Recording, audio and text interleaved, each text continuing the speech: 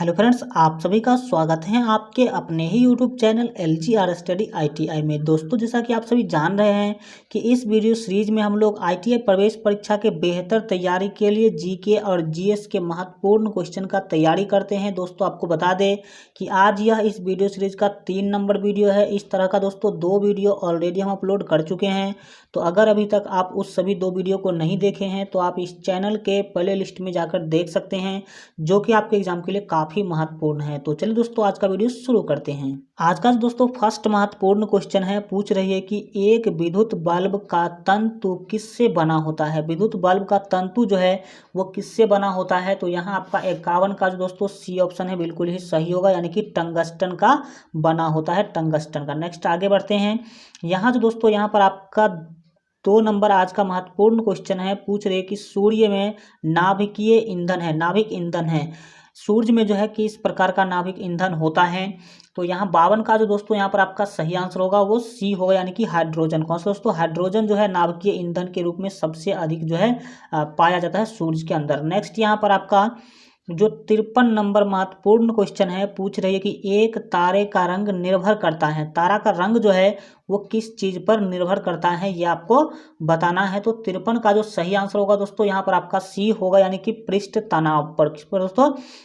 पृष्ठ तापमान पर। पृष्ठ तापमान पर, यानी कि जो वायुमंडल का तापमान है वो कैसा है, इस बात पर दोस्तों निर्भर करती है तारा का जो रंग होता है ये। आपको बता दें कि अगर अभी तक आप हमारे मोबाइल ऐप को डाउनलोड नहीं किए हैं तो अभी दोस्तों डाउनलोड कर लीजिएगा। इस वीडियो को अंत तक देखने के बाद इस वीडियो के डिस्क्रिप्शन बॉक्स में हम लिंक दे दिए हैं, क्योंकि दोस्तों वो आपके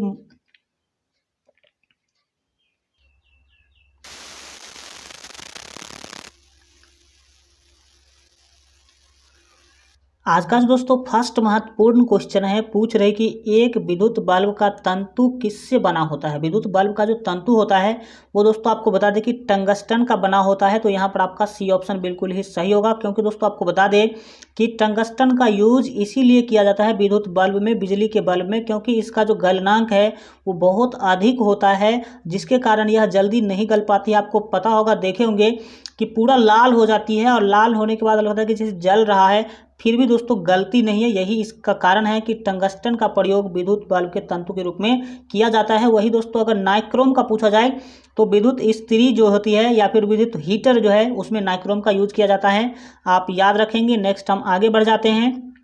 यहाँ जो आपका 52 नंबर महत्वपूर्ण क्वेश्चन है, पूछ रहे कि सूर्य में नाभिकीय है ना, नाभिक ईंधन है। सूर्य में नाभिकीय ईंधन कौन सा होता है ये आपको बताना है। तो यहाँ पर आपका सी ऑप्शन सही होगा, क्योंकि आपको बता दें कि सूर्य में जो है हाइड्रोजन नाभिकीय ईंधन के रूप में उपस्थित होता है। नेक्स्ट आगे बढ़ते हैं। यहाँ जो आपका दोस्तों 53 नंबर क्वेश्चन है, पूछ रहे कि एक तारे का रंग निर्भर करता है। तारे का रंग जो है वो किस चीज़ पर निर्भर करता है। तो आपको बता दें कि सी ऑप्शन से होगा, यानी कि पृष्ठ तापमान के ऊपर दोस्तों निर्भर करता है। वायुमंडल में तापमान कैसा है नहीं है, इसके ऊपर निर्भर करता है तारा का जो रंग होता है वो। आपको बता दें कि अगर अभी तक आप हमारे मोबाइल ऐप को डाउनलोड नहीं किए हैं तो इस वीडियो को अंत तक देखने के बाद जो है इस वीडियो के डिस्क्रिप्शन बॉक्स में हम लिंक दे दिए हैं, तो वहां से आप लोग मोबाइल ऐप को जरूर डाउनलोड कर लीजिएगा, क्योंकि दोस्तों वो आपके एग्जाम के लिए काफ़ी महत्वपूर्ण है। वहाँ पर आपको 10 साल के प्रीवियस ईयर का क्वेश्चन, 10 प्रैक्टिस सेट और सभी सब्जेक्ट के क्वेश्चन का PDF, महत्वपूर्ण क्वेश्चन का PDF आपको बिल्कुल फ्री में मिल जाएगा मेरे मोबाइल ऐप पर। तो इस वीडियो के डिस्क्रिप्शन में लिंक दे दिए हैं, इस वीडियो को अंत तक देखिए और फिर जाकर के उसको जरूर डाउनलोड कर लीजिएगा। तो चलिए यहाँ पर आप देखते हैं जो आपका 54 नंबर क्वेश्चन है, उसको पूछ रहे कि सूर्य का अपना एक अक्ष है जिस पर इस काल में वह घूर्णन करता है।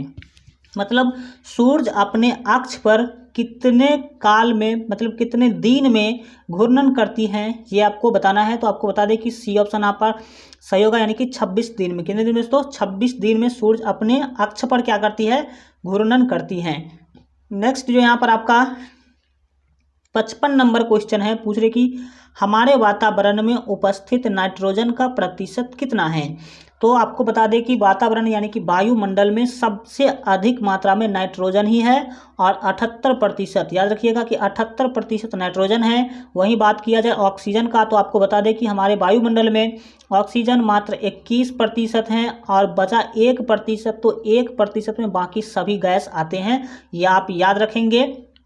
नेक्स्ट हम आगे बढ़ जाते हैं। यहाँ जो आपका 56 नंबर क्वेश्चन है, पूछ रही है कि रिक्टर स्केल पर निम्नलिखित में से कौन सा पठन है ना अधिकतम है ना तहस नहस का कारण है। कौन सा पठन जो है मतलब कौन सा आपका जो वहाँ पर जो वैल्यू आएगा तो वो सबसे अधिक तहस नहस का कारण बताएगा। तो आपको बता दें कि रिक्टर स्केल जो है वो भूकंप का तीव्रता मापने की एक यंत्र है, और भूकंप दोस्तों जितना ही अधिक होगा उतना ही दोस्तों तबाही अधिक मचाएगी। तो अगर रिक्टर स्केल यानी कि जो आपका भूकंप मापी यंत्र है उस पर 8 अगर दोस्तों क्या कर रहा अंकित हो रहा है, उसका रिजल्ट अगर 8 दिखाया जा रहा है तो समझिए कि तहस नहस होने वाला है, तबाही हो सकती है। नेक्स्ट यहाँ पर आपका जो 57 नंबर क्वेश्चन है पूछ रहे कि निम्न में से किस कण का, यहाँ पर आप इसको पढ़ेंगे कण, क्या पढ़ेंगे दोस्तों कण, किस कण का आपेक्षिक द्रव्यमान न्यूनतम होता है। आपेक्षिक द्रव्यमान जो है किसका न्यूनतम होता है। तो यहाँ पर दोस्तों आपका जो 57 का जो सही आंसर होगा वो बी होगा, यानी कि इलेक्ट्रॉन का। किसका, इलेक्ट्रॉन का। क्वेश्चन को ध्यान से देखिएगा ताकि सारा जो है अभी से आपका याद होते चला जाए। 58 नंबर क्वेश्चन है पूछ रहे कि निम्न में से कौन सा तत्व समान आवर्त का नहीं है। मतलब एक ही आवर्त का कौन सा तत्व नहीं है, कौन अलग आवर्त का है, बाकी के 3 एक ही आवर्त का है। पीरियोडिक टेबल में आपको बता दें कि यहाँ पर कैल्शियम जो है इस तीनों के अलावा अलग आवर्त में है, बाकी ये तीनों तत्व दोस्तों पीरियोडिक टेबल में आवर्त सारणी में एक ही आवर्त में आते हैं, ये आप याद रखेंगे। नेक्स्ट यहाँ पर आपका जो 59 नंबर जो क्वेश्चन है पूछ रही है कि सक्रियता श्रेणी के अनुसार कौन सी धातु सर्वाधिक क्रियाशील है। कौन सा धातु जो है वो सर्वाधिक मतलब सबसे अधिक क्रियाशील है। तो यहाँ पर आपका 59 का जो दोस्तों सही आंसर हो जाएगा, यहाँ पर आप देख सकते हैं 59 का ए ऑप्शन से होगा, यानी कि अल्मोनियम, Al यानी कि अल्मोनियम दोस्तों सबसे अधिक जो है क्रियाशील धातु हैं, ये आप याद रखेंगे। नेक्स्ट यहाँ पर आपका जो 60 नंबर क्वेश्चन है पूछ रहे कि निम्न में कौन सा एक द्वितीयक ईंधन है। द्वितीयक ईंधन का नाम बताना है, तो सी ऑप्शन आपका सही होगा, यानी कि दोस्तों कास्ट। कास्ट जो है द्वितीयक ईंधन होता है।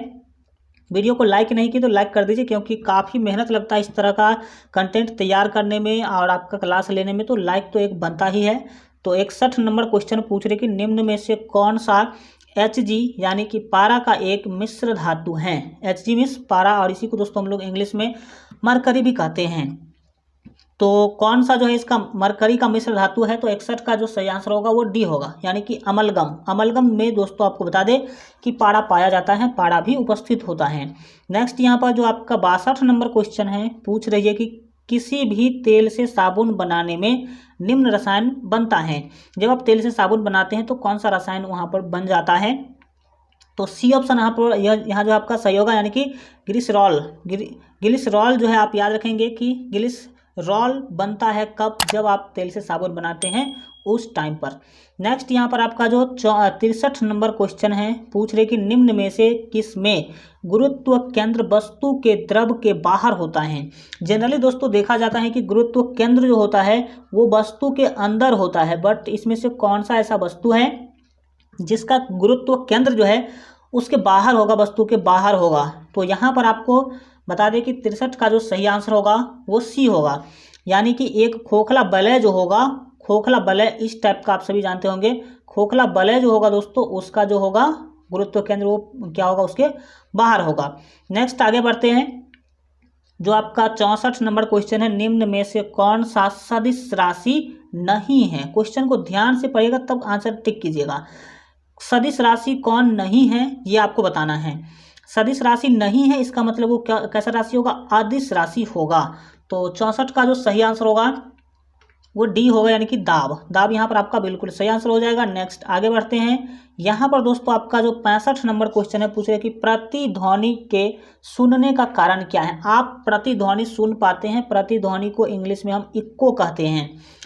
और इक्को क्या है, जब आप किसी दीवार के सामने खड़ा होते हैं तो आप अगर कुछ बोलते हैं तो आपको पता चलता है कि वो आपका आवाज़ फिर से आपको ही क्या हो रहा है, सुनाई पड़ रहा है, और इस घटना को हम प्रतिध्वनि कहते हैं। तो आखिर ये क्यों होता है, ये इसका कारण क्या है, प्रतिध्वनि सुनाई देने का कारण क्या है, यह पूछा जा रहा है यहाँ पे आपसे। तो 65 का जो दोस्तों यहाँ पर आपका सही आंसर होगा ए होगा, यानी कि ध्वनि तरंगों का परावर्तन यहाँ पर आपका राइट आंसर हो जाएगा। नेक्स्ट यहाँ जो आपका 66 नंबर क्वेश्चन है पूछ रहे कि प्रकाश के अपवर्तन के निम्न में से कौन जिम्मेवार हैं। प्रकाश के अपवर्तन के लिए कौन जिम्मेवार कारक हैं, ये आपको बताना है। तो 66 का ए ऑप्शन आपका सही होगा, यानी कि प्रकाशीय घनत्व जो है जिम्मेवार है किसके लिए, तो प्रकाश के अपवर्तन के लिए। प्रकाश के अपवर्तन के कितने नियम होते हैं आप सभी जो है कमेंट में लिखेंगे। आशा करते हैं कि आप लोग जरूर इसका आंसर जो है दे पाएंगे। देखते हैं कितने स्टूडेंट का आंसर आ पाता है। यहाँ पर आपका 67 नंबर क्वेश्चन है, पूछ रहे कि प्राचीन विजयनगर की राज्य की, यहाँ पर इसको आप की को कट कर दीजिए, ठीक है। अब पढ़िए, प्राचीन विजयनगर राज्य की राजधानी कहाँ थी। विजयनगर राज्य जो था प्राचीन समय में, अब तो नहीं है, तो उसकी राजधानी कहाँ थी। तो यहाँ पर आपको बता दें कि बी ऑप्शन से होगा, यानी कि हम्पी। विजयनगर राज्य की राजधानी कहाँ थी, हम्पी थी। और विजयनगर से संबंधित दोस्तों अभी एक सीरियल भी आया था जिसका नाम था कुछ इस टाइप से तेनाली रामा करके, और इस पर दोस्तों आप एक फिल्म भी देखे होंगे, आपको पता होगा। फिल्म का नाम था दोस्तों पद्मावत, और पद्मावत जो थी दोस्तों वो महारानी थी, कहाँ की, तो आपको पता होना चाहिए कि विजयनगर की क्या थी, वो महारानी थी पद्मावत। तो इस तरह से आप अलग से भी ध्यान दे सकते हैं। 68 नंबर क्वेश्चन है, निम्न में से कौन सा शहर गंगा नदी के तट पर नहीं बसा है। कौन सा ऐसा शहर है जो गंगा नदी के किनारे नहीं है, तो आपको बता दें कि कानपुर गंगा नदी के किनारे है, वाराणसी भी गंगा नदी के किनारे है, हरिद्वार भी गंगा नदी के किनारे है। डैट मीन्स यहाँ पर आगरा जो है वो गंगा नदी के किनारे नहीं बसा हुआ है। तो अब सवाल उठता है कि अगर गंगा नदी के किनारे नहीं है तो किस नदी के किनारे है। तो आपको बता दें कि आगरा जो दोस्तों है वो दोस्तों आपको बता दें कि यमुना नदी के किनारे है। किस नदी के, यमुना नदी के किनारे है। और एक महत्वपूर्ण बात आप याद रख लेंगे कि आगरा का नाम बदल दिया गया है, जिसका नाम अग्रवन रखा गया है। क्या रखा गया है, अग्रवन रखा गया है। आप याद रखेंगे, काफ़ी महत्वपूर्ण चीज़ें हैं। यहाँ पर जो आपका 69 नंबर क्वेश्चन है, पूछ रहे कि यह देश मध्यरात्रि के सूर्य की भूमि कहलाता है। डैट मीन्स मध्यरात्रि में भी वहाँ दोस्तों सूर्य दिखता होगा। तो 69 का जो सही आंसर होगा वो आपका सी होगा, यानी कि नॉर्वे। नॉर्वे में दोस्तों भी जो नॉर्वे में मध्यरात्रि में भी सूर्य दिखाई पड़ता है, आप याद रखेंगे।